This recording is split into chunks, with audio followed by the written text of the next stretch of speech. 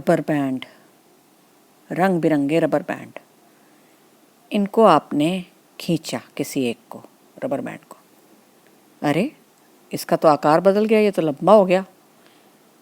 और आपको पता है भाई, ठोस जो है वो आकार नहीं बदलते। ये स्टेटमेंट, ये लाइन हमें सबको पता है कि ठोस आकार नहीं बदलते। इसका मतलब क्या, रबर बैंड क्योंकि ये आकार बदल के दिखा रहे हैं तो ये ठोस नहीं है भाई। क्या ये ठोस नहीं है रबर बैंड? क्योंकि ठोस तो आकार नहीं बदलते होते। लेकिन लेकिन लेकिन जब भी बल हटाया जाता है, आपने बल प्रयोग किया था,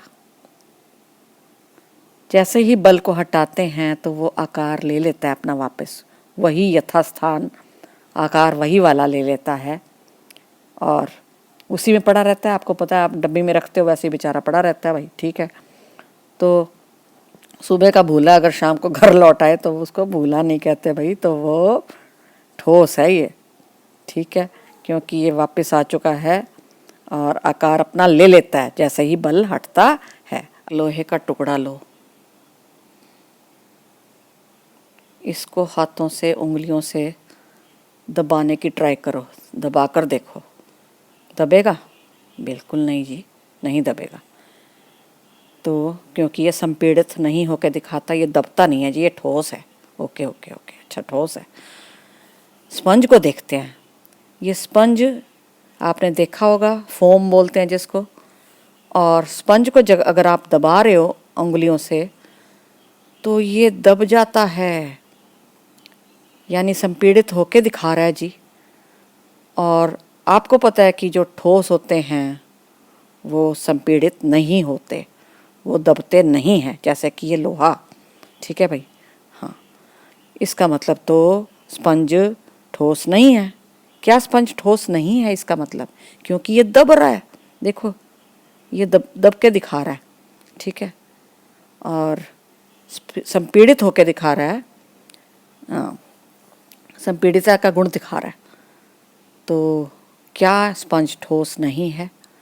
अरे इसके अजीब सी प्रकृति है, ये है ठोस लेकिन थोड़ा अजीब सा है। इसमें छेद छेद है, जगह जगह आपको छेद दिख रहे हैं, बहुत सारे छिद्रों से बना हुआ है ये, बहुत सारे। जबकि है ये ठोस एक प्रकार का, लेकिन छिद्र हैं इसमें। और छिद्र में क्या है? छिद्र में है बहुत सारी वायु भरी हुई। तो जब आपने इसको दबाया तो क्या बाहर निकली? वायु।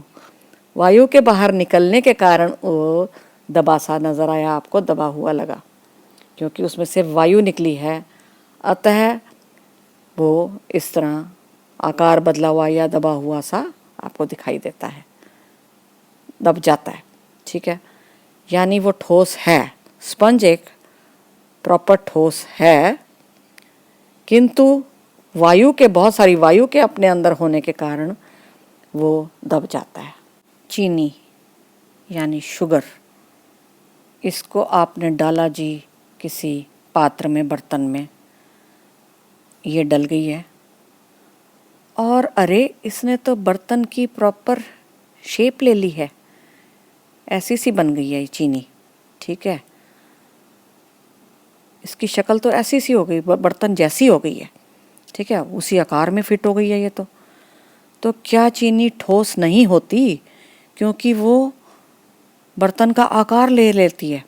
और आपको पता है कि बर्तन का आकार तो कौन लेते हैं भाई? या तो गैस लेती होती है या लिक्विड यानी द्रव लेते होते हैं, लेकिन ठोस तो नहीं लेते बर्तन का आकार।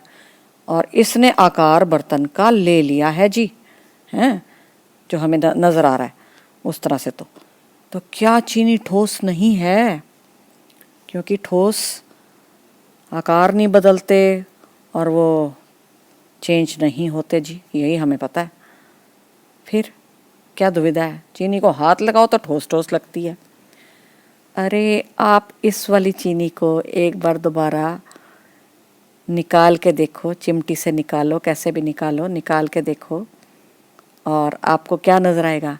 यही क्रिस्टल, यही आकार, चीनी का इस तरह का जो ये आकार है, चीनी के कण का, एक कण का, वो तो यहीं पे पड़ा है ना। बहुत सारे कण जो पड़े हैं उनकी शक्ल तो वही की वही रही, उनका आकार नहीं बदला क्रिस्टल का।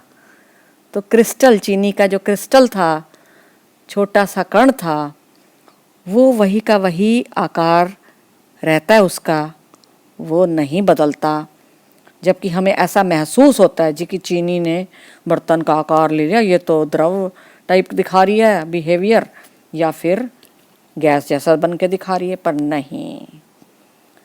इसके इंडिविजुअल, इसके अपने पर्सनल जो क्रिस्टल हैं, ये जो अलग अलग देखो तो उनका आकार वही है, जो यहाँ है वही यहाँ पे है।